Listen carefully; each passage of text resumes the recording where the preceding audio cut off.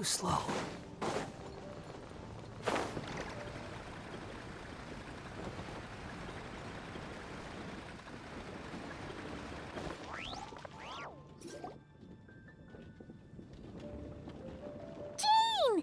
Hello, you two. I'm glad you got my letter.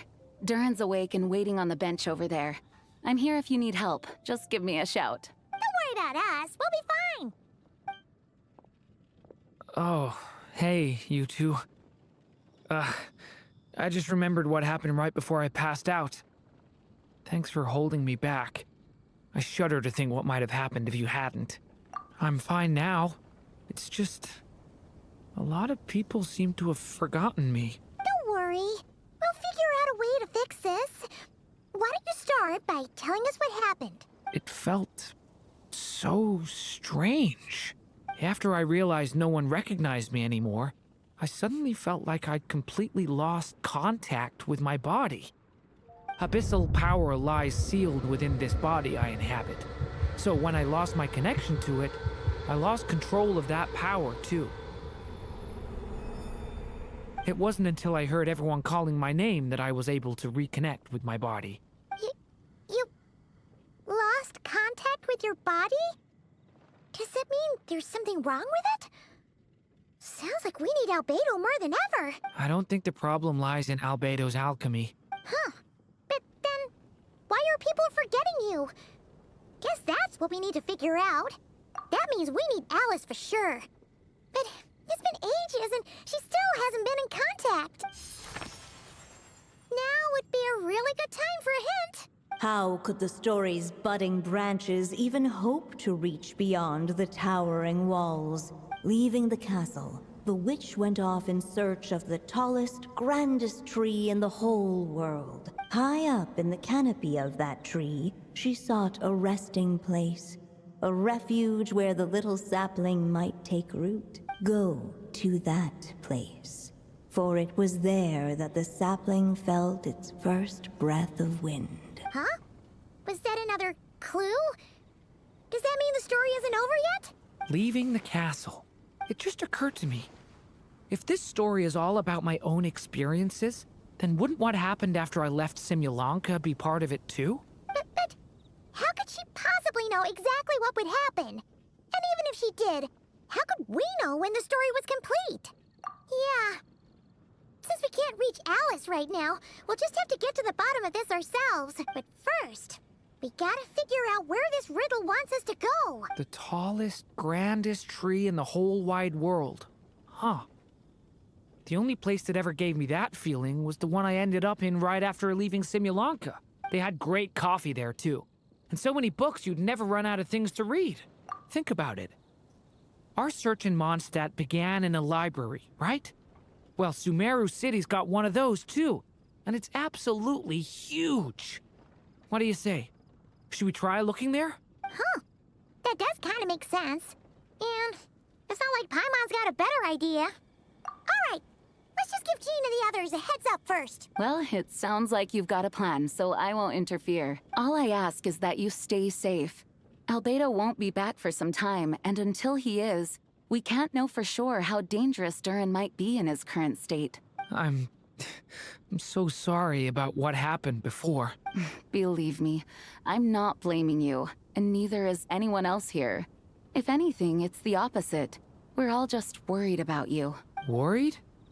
About me? Come with me.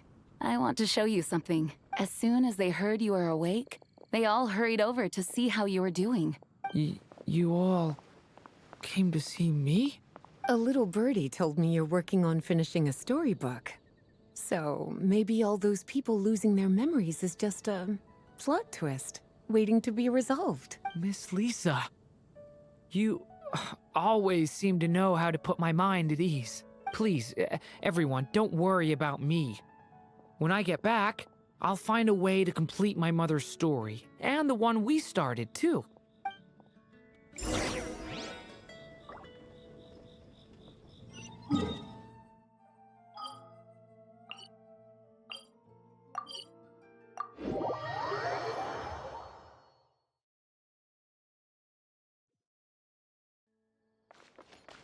Quit following me. Too slow.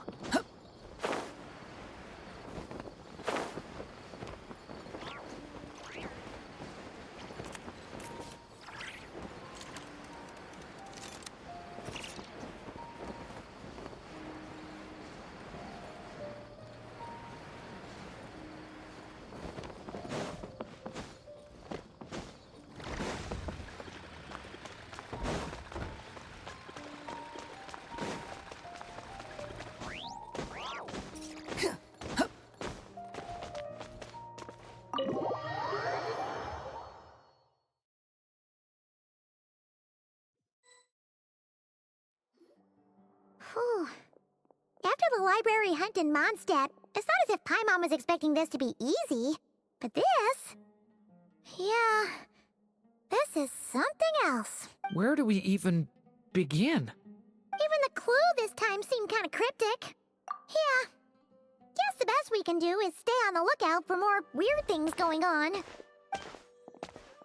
Huh? Sorry, what was that? I'm here to return Volume 5. According to the catalog, Volume 5 of this series is not available for loan.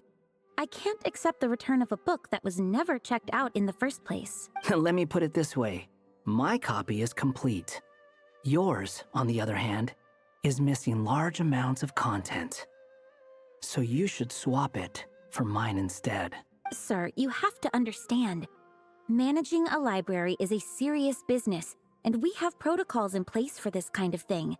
I can't just replace an important volume in our collection based on nothing more than your word. Hey! Look what the Wandering Tom dragged in. Oh, it's you. And, what is it you're doing here? I'm a traveling scholar, as you know. Isn't a library the most natural place for me to be? Well, the last time we saw you was all the way in Not Cry. Paimon just didn't expect to suddenly see you in Sumeru, that's all. There were some things I needed to come back and take care of. Some documents had gone missing, so I tracked them down, restored them to their original condition. And now, I'm here to return them. And considering what I'm planning to do next, it feels like a weight off my shoulders. What's going on with you, huh? You look like a kicked puppy. Hat guy. Ah, at least you haven't forgotten about me. What's that supposed to mean?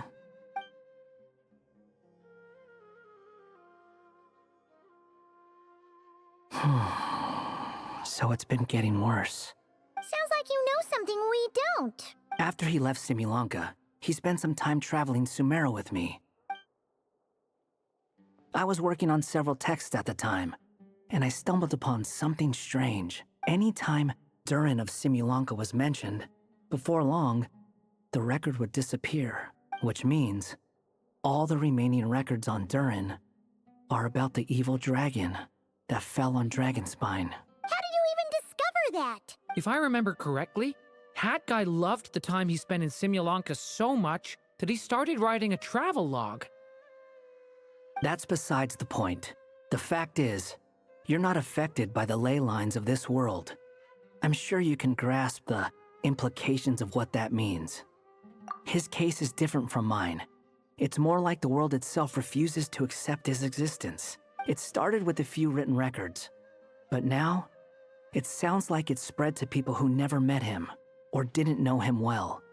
At this rate, the whole world might forget him altogether. The whole world? But that includes all my friends in Mondstadt, and even Hat Guy, too. So that's what you've been worried about all this time? Why didn't you just tell me? There are more important questions right now, like figuring out how to fix this. That mage clearly cared a lot about her child. She left that book behind for a reason. If you want answers, isn't that the place to find them? You think that didn't occur to us already? Problem is, we need to find the memory that unlocks the next chapter first. Mind if I take a look? I just want to know what secrets this book is hiding.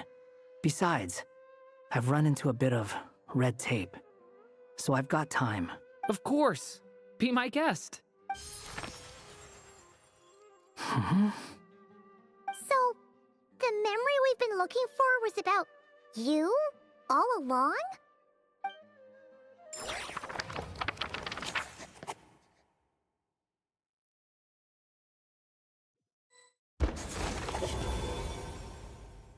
The little dragon became companions with a stray cat with dark blue fur. It was a friendship born of all they had in common. He left his castle at the stray's invitation, setting out to explore the world beyond its walls. There, he grew fond of the outside world, eager to make friends and share the story of his life. Taken by the dragon's story, the stray tried to write it down. But he soon realized that no matter how he tried, it would always warp into the evil dragon's tale.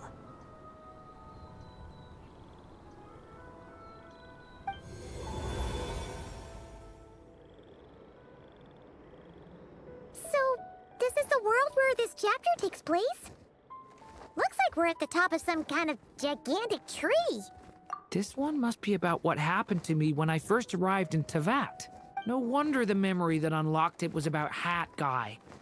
Most of my memories from that period were. Hold on. Anyone want to explain how I ended up looking like this? Maybe you've become a character in the story too. You see me as a stray cat? A wandering Tom, to be exact. You should count yourself lucky. Of all Durin's friends, your character is by far the most memorable. Maybe it's because I've known Hat Guy for longer, so my impression of him is more vivid than the others. Vivid? Then how come you haven't changed one bit? Guess that means the impression the Traveler left was so vivid, it didn't need changing.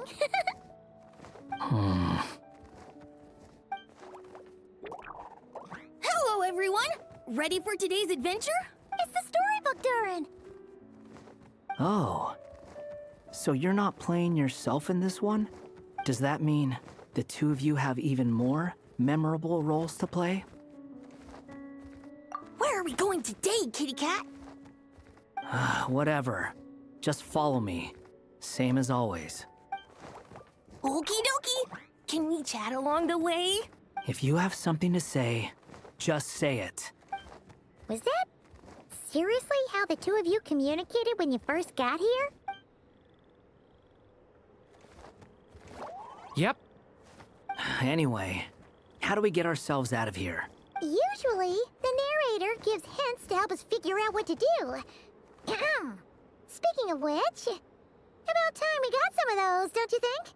The story's vines had woven themselves together into a giant tree, the boughs of which a little storyless dragon now paced, homeless among its leaves.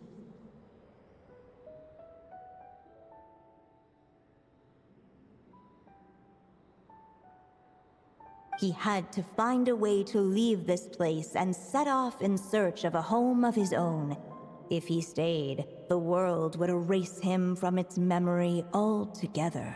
To leave this place. But where am I supposed to go? The little dragon felt completely lost.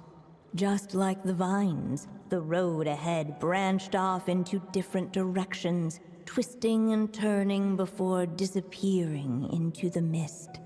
But as luck would have it, a prophetess waited up ahead. Perhaps she might know where each path might take him.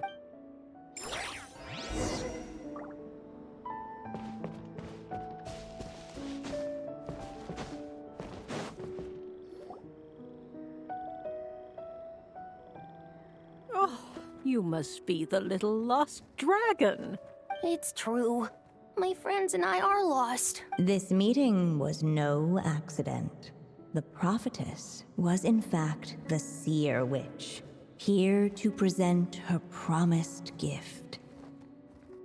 The seer witch? Oh yeah! That's Mona's teacher, right? The old hag? Insolent child.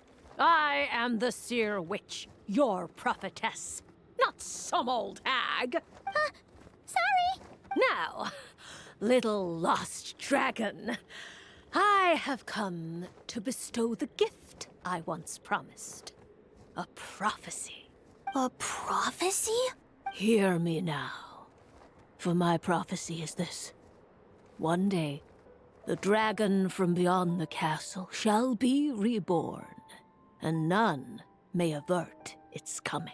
The wind took the prophecy and swept it off into the distance. And so, the little dragon was shown a path to wander. As far as I remember, once that alchemist from Mondstadt learned about the prophecy, he chose to stand with you against the evil dragon. So, what does any of this have to do with you being forgotten? Oh, wise witch of prophecy. Could we trouble you with another question? As enigmatic as she was elegant, the seer witch spoke no more, for her thoughts had long since returned to the starry firmament above.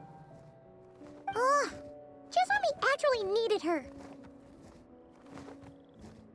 The seer witch was my mother's friend, so the prophecy she just gave should turn out to be helpful. Well, it's not like we've got better options.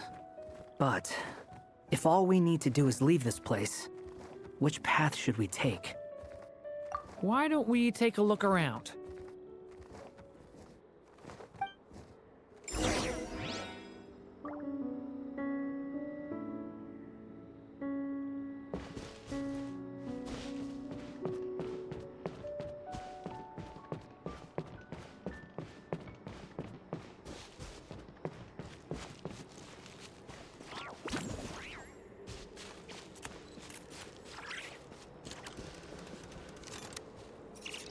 The wind kept blowing, but the little dragon had not yet resolved to follow it.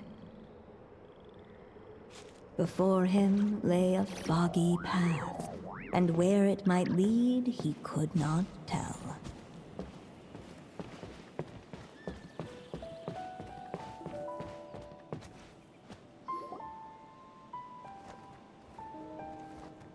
If we go this way, we'll be heading back to Mondstadt, just like we planned. Out of all the options so far, this seems like the safest, right? At least we know what happens next. He helps stop the evil dragon from returning, gets a new body, makes a whole bunch of friends, who all just forget about him. But you didn't forget, Hat Guy. I'm just saying, choosing this path wouldn't solve the main problem. You'd still end up being forgotten. Huh. I'm not against choosing this path. I just wonder what secrets it might be hiding. Let me think about it.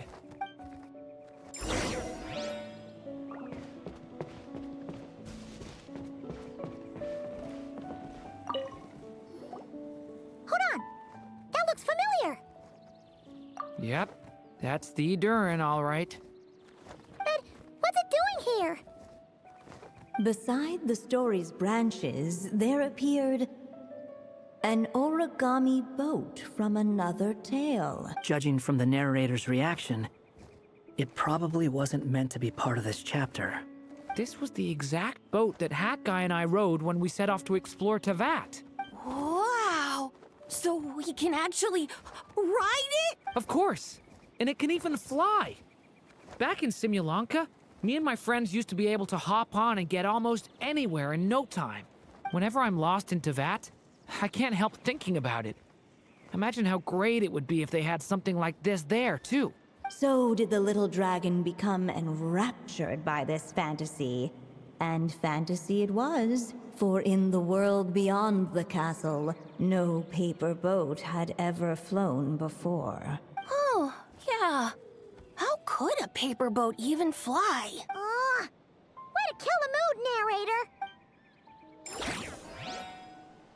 In the world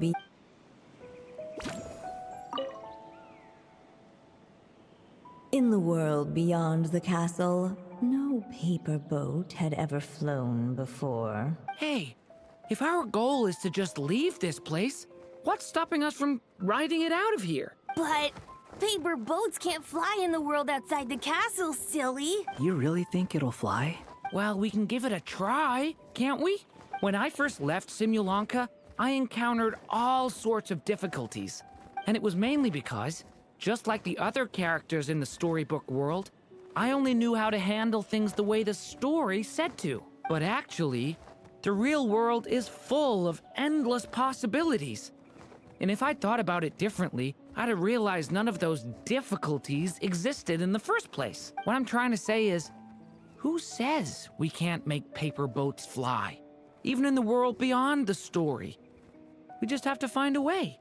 Okay, let's do it. Finally, the little dragon and his friends decided to climb aboard the paper boat, and to their wonder, it really did take flight. Whoa, so it really can fly after all. Wow! We should have just tried that earlier. Come on, it's time to leave this place. Carried by the wind, the boat took flight, bound for the place foretold by the prophecy. Unable to preserve his story, the little dragon wandered astray. Fortunately for him, a certain prophetess had left behind a prophecy to guide him. The wind took the prophecy and swept it off into the distance, and so the little dragon was shown a path to wander. Following the wind's guidance, the little dragon made his escape. In turn, the prophetess affirmed the little dragon's choice, leaving an extra secret as her parting gift. Now that you've made up your mind, I shall keep my promise by explaining Fate's little trick. Long, long ago, the gods of the high heavens gave the world outside the castle a magic of its own. They called it storytelling. It was a magic of almost unshakable power that governed how people met, grew close, and understood one another. Each person had a story meant for them and them alone, one whose ending was written in the heavens long ago. In truth, your story and the evil dragons are simply two versions of the same tale, and that is something the magic of storytelling cannot abide. Beyond the castle's walls, your story cannot take root, for the evil dragon's tale has done so already.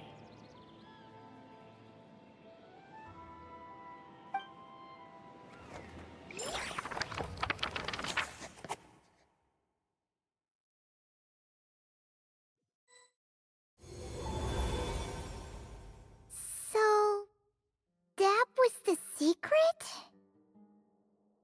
Huh. But, what does that mean? You still don't get it? Simulanka Durin and Tevat Durin share a special kind of connection. Their fates are mirror images of one another. While they were in two separate worlds, there may have been some mutual influence, but their fates were independent. But when Simulanka Durin came to Tevat, a version of his fate already existed there.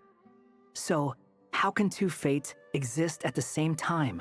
The answer is, they can't. The rules of this world don't allow it. You can't return a book you never checked out in the first place. So, what's Durin supposed to do? Those mages seem to have come up with quite the ingenious solution.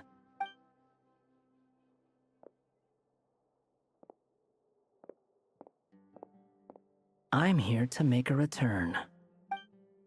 As I said, there's no record of Volume 5 of this series ever being checked out. Then just think of this as Volume 6.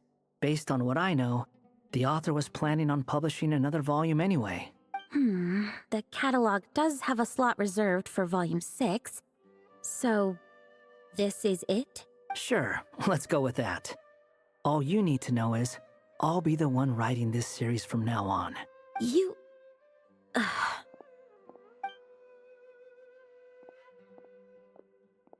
are you up to this time? Remember the red tape I mentioned before? Well, I just took care of it. Now, I guess you'll be off to see your alchemist friend? It should be pretty obvious by now. He has the answers you're looking for. Well, we do have a whole bunch of things to confirm with Albedo, that's for sure. But didn't Jean say he'd be gone for quite a while? I'll join you. Just let me know when it's time to go. Hat guy? Don't sound so surprised. I'm part of this story too, aren't I? I'm just playing my role. Well, yeah. But it's not that. I just feel like you want to help, but something's holding you back. When I first realized you were being forgotten by the world, I thought it might be because you spent too much time with me. I even thought cutting our ties might be the only way to fix it. Why would you think that?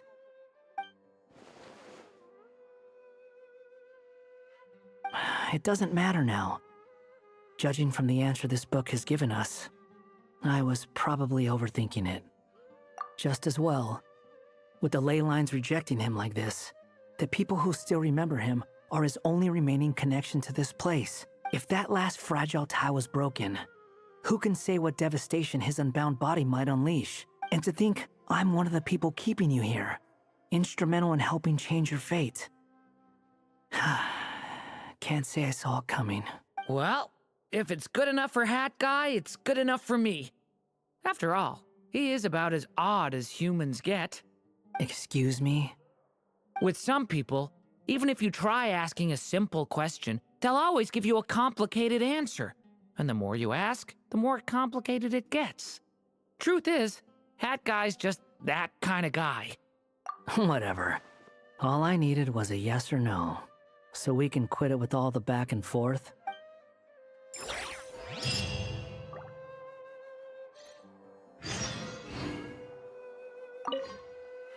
If you feel like stepping back into the story, just come find me.